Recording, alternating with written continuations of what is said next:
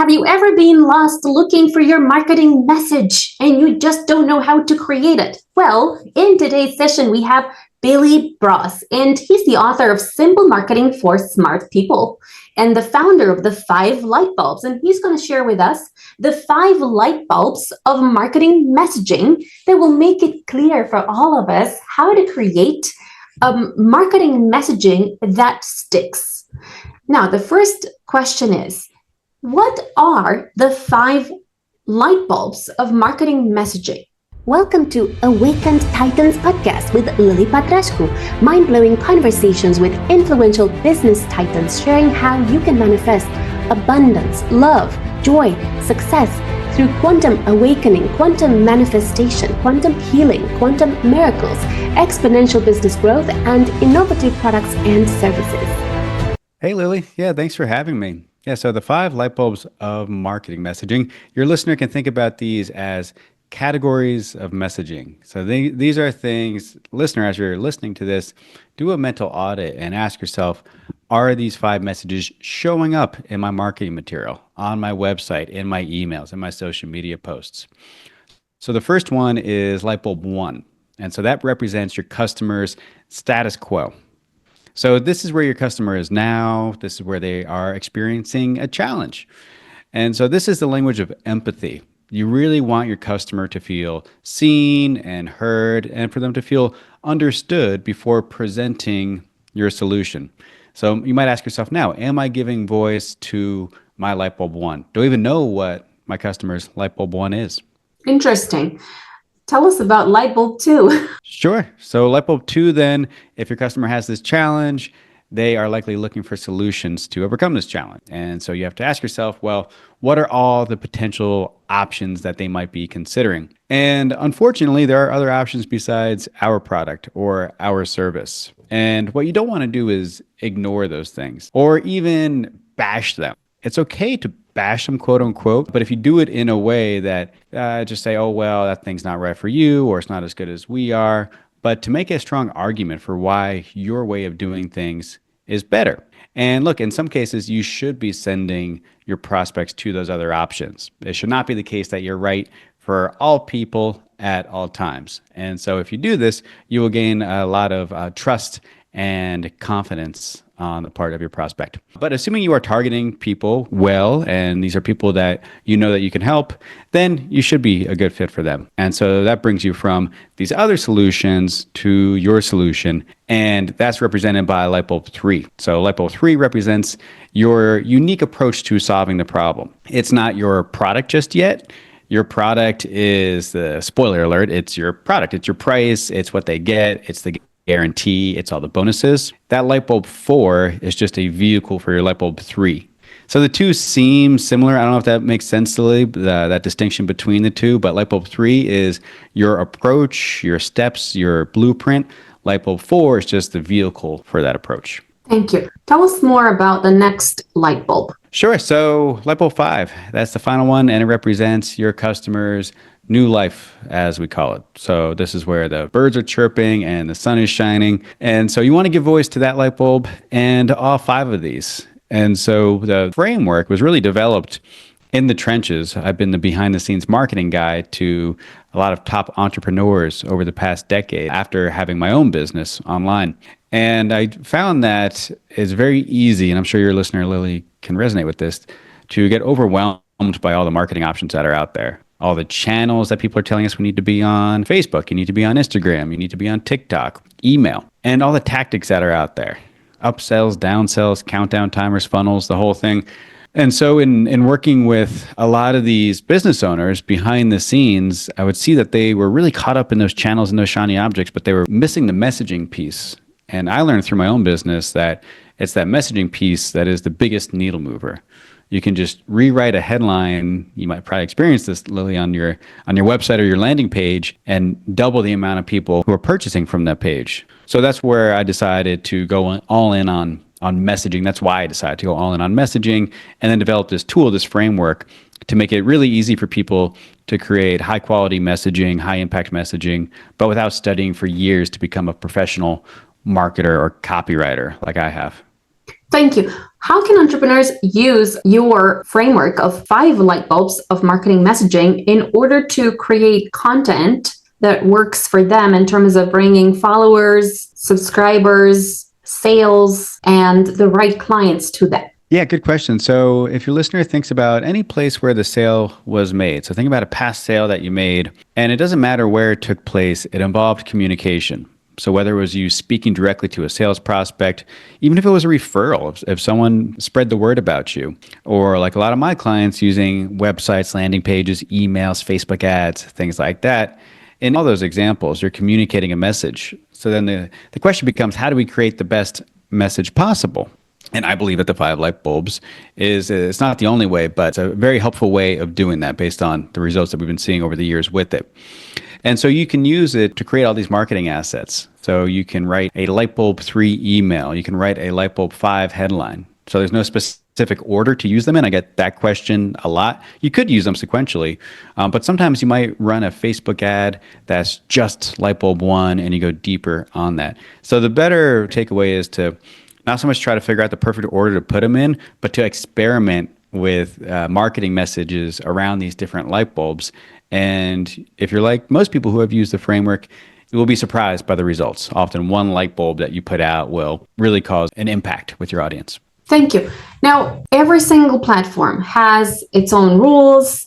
Every single platform has its own way of, reaching people and the algorithms, and you have so many different ways of getting clients. So how does your method bring people to you as the entrepreneur in a simpler way? Well, I like that word simple, and marketing has become so complex. So I have a book that focuses just on this idea of simplicity. It's called Simple Marketing for Smart People.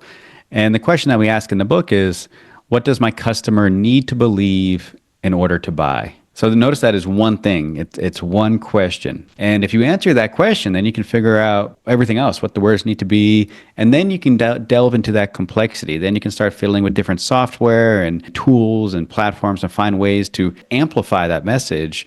But you don't want to amplify something that's broken or unpolished. So that's really where my work is. It's further upstream in really polishing that core message so that when we get into these different platforms, that we're amplifying something that's been proven to work. Thank you. Give us an example of a company you have worked with on their marketing messaging and how your 5 Lightbulbs framework fits in, like in terms of, okay, first we did this, or second we did that, and third we did this. Give me an example like that, please. Sure. So I was working with an Excel coach, and she also has a pretty successful online course business, big YouTube channel with over 2 million subscribers or followers. And she represents a lot of people who I work with who are subject matter experts. They are very close to their topic. They know their topic very well. They create great products and services, but they're not as strong on the marketing side of things. And they actually struggle to describe what they do because they are such experts at their topic. So for her, we first created her core message. So that involved taking her through the 5 light bulbs, figuring out what each light bulb is for her, and putting that into this core messaging document. In our 5 light bulbs world, we call this a messaging map because it shows you the path for your messaging.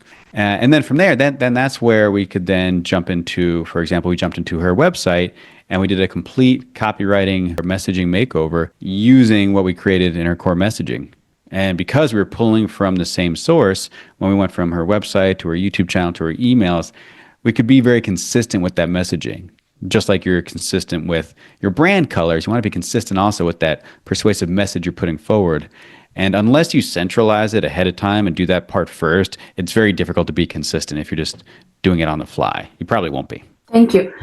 Can you share how you implemented simple marketing in your own business, and how did that work in terms of attracting the right leads to you? Yeah, good question. Well, I follow a philosophy. Have you heard of the 80-20 rule? Yes. I love that thing. I always follow that because it gives you exponential results. You don't get marginal improvements, you get big improvements. So it's this idea of doubling down on what works. So what's the 20% that I'm doing right now that represents 80% of the gain? And then what I realized is that if you do that, so if you say, okay, I'm only doing the 20% now, well, man, like now you're doing the one thing that makes the biggest difference.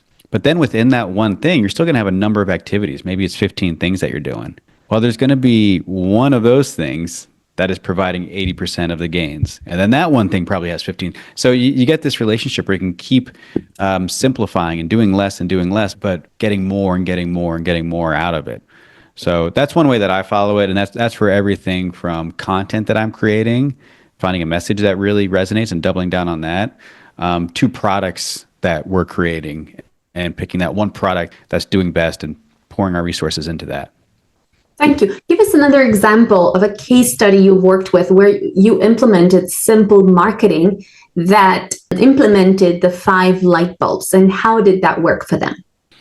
Yeah, well, I remember one. It was a business that they've been in business for 40 years. And so that's great when you have that kind of experience and those credentials. But you also you have that curse of knowledge that I mentioned earlier, and you forget what it's like to be a beginner. And so the 5 light bulbs has a great way of surfacing assumptions that you've been making about your prospects. And so what we did, they're a personal development company selling online programs, again, coaching, online courses. And we ran their offerings through the 5 light bulbs. And we actually came up with an entirely new offering that served as, it turned the light on in our heads. We realized that we needed a more introductory offering because a lot of people were confused about what they were selling because they were so in the trenches, in the weeds of their topic. But when we did that, it was a huge home run. And I remember I got an email from the president of the company, and he said, "This is the biggest revenue event we've had in 40 years." And so that was super rewarding. And then it was just, it was really cool to see the ripple effects of that, because now that they had this on-ramp to customers into this product catalog, they started buying the other products, which makes sense. So it really had a positive ripple effect. Thank you. What role does automation have in simplifying marketing? And do you use any specific automation tools that entrepreneurs can leverage? I'm not exactly the automation guy. I'm more like the person telling you, like, hey, don't do so much automation. Focus first on the fundamentals, the principles, and get that core message in place. But then, yes, we have a lot of people who have done that and gotten their core message in place. And then it's like, okay, now it's time to scale things, to amplify. And that's where automation can really come into play. I'm a big fan of personalized marketing. So a heavy email marketer, I believe deeply in that. And so, for example, using email, sending out an email and getting someone to raise their hand and indicate interest in something, you can automate that. You can have them click a link, and then only the people who raise their hand get follow-up emails about that topic, because you don't want to market to people who just have no interest in what you're talking about. So that kind of automation of sending out hand raisers and then follow-ups to the hand raisers is one of my favorite uses of email marketing automation. Wow, I love that. So in order to use that, do you use like Infusionsoft, or what kind of marketing CRM do you use in order to leverage this exact strategies you just mentioned? Oh man, I've used so many of them over the years. I started out on Aweber, and then I was on Entreport, and then Drip, and then ConvertKit. I'm on ActiveCampaign now. We'll see if I stay there, but I like ActiveCampaign a lot. But most of the platforms now, even the more consumer platforms like a MailChimp, will usually have that kind of automation where it can track a link click and then take an action based upon that, like send another email or at least apply a tag to everyone who clicked, so you can then create a group of those tagged people. Thank you. When it comes to these hand raiser type emails, or it doesn't have to be, I guess, just emails. It could be any sort of content where you get your ideal clients to say, yes, I'm interested in this. Do you find that it's better to use very short sentences? Because that's what I've discovered, is that when I tend to put, okay, are you interested in such and such? And then I put a long text, there's very little interest. Whereas if I just put like a very short question, that tends to work a little bit better. Do you find that as well? Yeah, well, in general, yes. And I'm reassured by that because copywriting best practices will tell you that to write very simply, to use shorter sentences. You're not writing Shakespeare here. You're just trying to communicate a point, and it doesn't need to be fancy, which a lot of people like, especially English majors. That said, I think it's also important to develop your authentic voice. And I've written so much in my time as an entrepreneur, so many emails and landing pages. So I've kind of found my voice. So I think that overrides the advice. But if you're earlier on and you haven't written as much and you haven't quite found your writing style yet, then that is great advice to write simply, short sentences, short paragraphs, use subheads, use bullets, use numbers, break up the text. A well-placed visual can really go a long ways. So absolutely, I agree with that. Thank you. What's the best way to target your ideal client, and how do you even know how to figure out who your ideal client is? Well, if you already have customers and clients, your job is easier because you can look back at them and find a pattern there. And maybe they're not going to be the people that you're with forever. But if we're talking about the next, 6 months, 12 months in your business, you can't go wrong just getting more of the same types of people who have been coming to you, right? So if you're an accountant and you find that most of your clients are financial advisors and you want to expand your business, couldn't hurt to go to a conference for financial advisors and to develop more partnerships there. If you're new, then it's a little bit, if you're brand new, then it's a little bit different. You got to figure out, okay, it's like that intersection of what are you good at, what do you like doing, and what will people pay for? And then find the overlap there. But either way, once you figure out what that is, who you serve and how you serve them, then that's where your message becomes really important, because you can target, there's kind of two ways to schools of thought on targeting. You can target by like the Facebook ad where you get in and you choose the you ever done that? You choose the demographics and the age and where they live and everything. That's targeting. Or you make that Facebook ad wide open to everyone on Facebook and you target with the message that you put out there. So it says something very specific that maybe only 1 in 100 people scroll past that will really like hear it and get it, but that might be enough people for you. So you can target like by turning the knobs and all that, or you can target more broadly by just the specific words that you say that speak to somebody. Thank you. Do you tend to refine the ideal client by brand archetype? So do you like look at, okay, this is the kind of client I would like to target based on the voice of the business and that kind of thing? Or is that not so important? No, I think it is. Yeah, finding that pattern. Yeah, I mean, sometimes what I've had clients do is come up with names for them. So, my name is Billy, right? So they might say something like if Billy's a certain, like maybe Billy's a cheapskate, right? And they're like, oh, we got a Billy on the line right now. He's not going to buy anything, right? So, sometimes they make creative names for that. They might use cartoon names. We have a Donald Duck on the line. We have a Mickey Mouse on the line. So I think that's useful. Yeah, it's also useful for speaking about it with your teammates. Wow, that's so funny. I have never thought of doing that. Okay. Watch out for those Billies. Okay. Can you share any framework that can be used in order to create content that works for social media? Outside of the 5 light bulbs? Yes. Or can be within, if there's any other like sub layers of it. Yeah, well, I look at it. You have to answer the question, what should my marketing do? And I believe your marketing should make an argument. It should make an argument for why someone should buy from you. And so and then you ask, okay, well, where does this idea of making an argument, the discipline of how to make a good argument, where does that come from? And it comes from argumentation and rhetoric. And you think about a lawyer in a courtroom making an argument to a judge or a jury. I think that we're doing the same thing, but we're just making the argument to a potential client or customer. But we still need to do the same things. We need to make claims and back them up with proof. And so that's a good framework. And I talk about that framework in my book. I call it the claim proof model. So that's what you want to do in your business. You're making claims. For example, the claim that you can trust us with your money. You're going to pay us and you're going to get the results that we promise you. Okay, but why should they believe your claim? It's a baseless claim. So then you back that up with proof and you bring in things like testimonials and certifications and you show how many years you've been in business. Those are all pieces of evidence, right? Like Exhibit A. Okay, here's the proof to back up my claim. So that's a good framework. And then there's tons of them that are a little bit more specific in terms of copywriting, like problem, agitate, solve, that kind of a thing. But I think you got to nail that core argument first before you get into that more downstream copywriting. Thank you. Tell us one more case study of a client you worked with and the impact it has had on them. Yeah, well, it's been cool to see all the different types of people use the framework, from the freelancer who really just knows nothing about marketing to the professional copywriter who is working with ads, spending hundreds of thousands of dollars a month running ads. And so we have one client like that who's spending a lot of money, a lot of his clients' money on ads, and is using the 5 light bulbs for testing. And so that's another way that you can think about it, is that I hinted at this earlier. It lets you you test different ads. And so he was able to run an ad that was a Lightbulb 3 ad versus a Lightbulb 2 ad. And the Lightbulb 3 ad more than doubled the conversion rate, doubled the amount of people buying from that ad. So that was a very successful use of the framework, that copywriter. Thank you.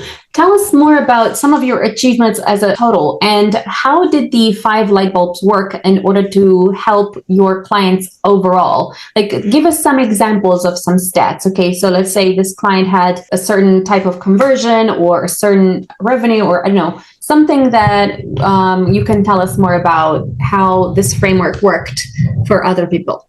Sure. So my co-author on the book, one of my clients I started working with years ago, he was running online courses and teaching them live. And so he would take a class through, and he was doing okay, made $5,000, $10,000. Eventually he got up to $20,000, $30,000 per class that he was running. But I looked at his marketing and said, hey, you're really only appealing to the super nerds, the ones who, like me, because I took his class, like to the ones who already get it. And you hit a ceiling because of that. And new people are like, what are you selling? Like, this doesn't make any sense whatsoever. But we ran him through the 5 light bulbs. We asked that question, what does my customer need to believe in order to buy? We cured that curse of knowledge that he was bringing into his marketing messaging. And eventually he had a class that finally crossed the $1 million mark, the 7-figure mark on one online class that he was running. So this stuff works. This messaging stuff works. Thank you. So how did you know that he was only appealing to the nerds? I have a sense for it. I mean, that's really my gift, is translating complex things into simple things. And I can look at messaging and I can understand things very quickly. So I can learn these nerdy topics very quickly, these technical topics. I mean, I have a science and technology background, but I also can speak like average day people too, and I'm able to say, okay, I see what you're doing, but the average person does it. Let's say it this way instead. Thank you. It's like, you know that phrase, when you're on the inside of the bottle, it's tough to read the label. Have you heard that one? I haven't, but it's very funny. Yeah, I'm like that guy that's outside reading it. I can read it very clearly for them. So okay, so let's say if you looked at someone's website, you would instantly be able to tell who this kind of messaging appeals to, or maybe it just simply doesn't work for anyone. You would instantly know that? I can instantly get a sense for if it is confusing to the customer. Yeah, absolutely. And how would you shift that? Like, what changes would you make? Well, what we do is we take them through a process of surfacing their 5 light bulbs. So typically that solves the problem. So we'll ask, okay, well, what is your light bulb 1? What is your light bulb 2, 3, 4, 5? Like we did with the Excel coach. You know, whether this is me doing it, I do this privately with consulting or through our online course. But once you do that, you can put those light bulbs on your webpage, and it might not get you the full way there. There's always optimizations to be made, but your message will be clearer after running it through the framework for sure.